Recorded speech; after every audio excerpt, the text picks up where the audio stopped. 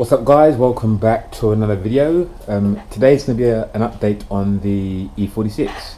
So as you know, I'm putting a VR6 12 valve engine into the E46 coupe. Had a slight, distraction, which comes in the form of this. So this is a 2001 Passat. It's a 2.3 V5. The difference between this VR5 and the VR5s you find in Golfs, Borras and Beetles is this one is longitudinal mounted.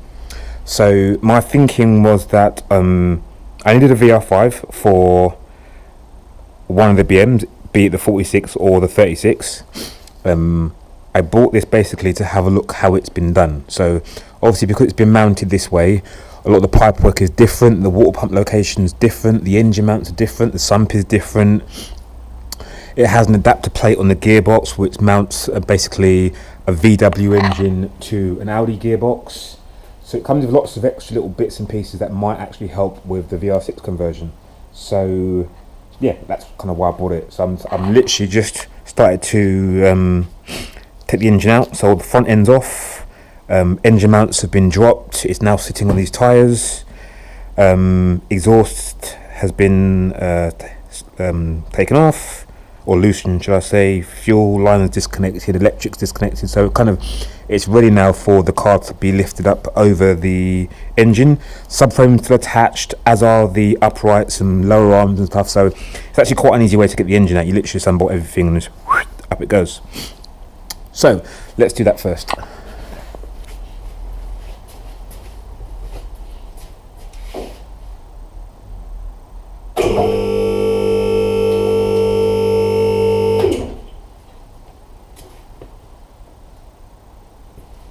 So far so good. Everything's clear.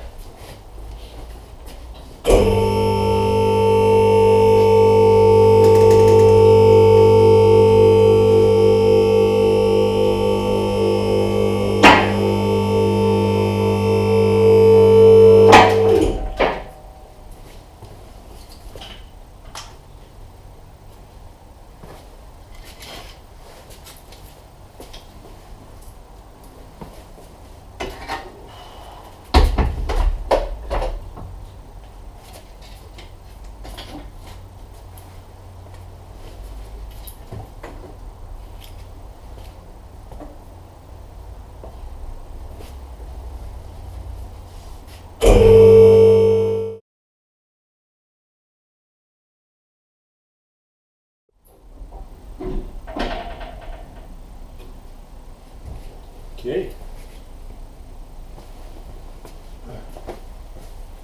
It's out. So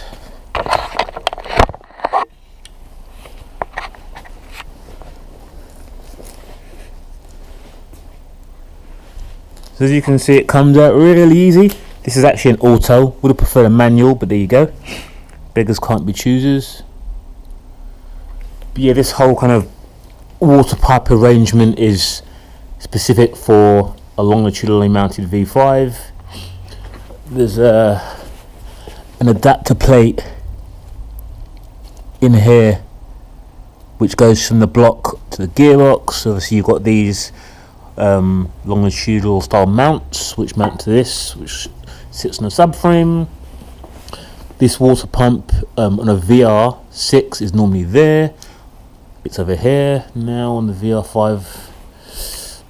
What else? It's got this weird sump arrangement with kind of like this side sump piece. Where that come from? What else? Obviously the exhaust is different because it obviously goes up the back. What else is different? I think the inlet manifold is slightly different. And I think that's kind of it. So what I'm going to do now is just start to take off all the uprights, drive shafts, etc, etc, just to try and strip it down to just the engine and box sat on the subframe. Then I can move that out of the way, get rid of the Passat, and start to understand how I can utilise these parts potentially to make the conversion a little bit easier, if it's all possible. So I'm going to get stripping and then I'll give you an update in a little bit. Okay, the Passat is now stripped and on the trailer, so it is good to go. So this has been a very short relationship. Unfortunately, things haven't worked out well for the old girl, but the engine will live on, hopefully in a BM. Most of the interior is still in there.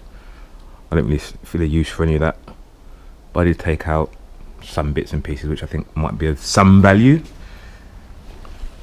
But yeah, that's kind of it. So I'll pull this lot out and then take it to the scrappy. Right, I guess I'll end the video there. Nothing really more to report on this one. But in the next video, I'll probably just update you on the breakdown of the VR5 in terms of what bits I can actually utilise and what bits I'm going to have to make from scratch. But as always, thanks for watching and I'll catch you in the next one. Cheers, bye.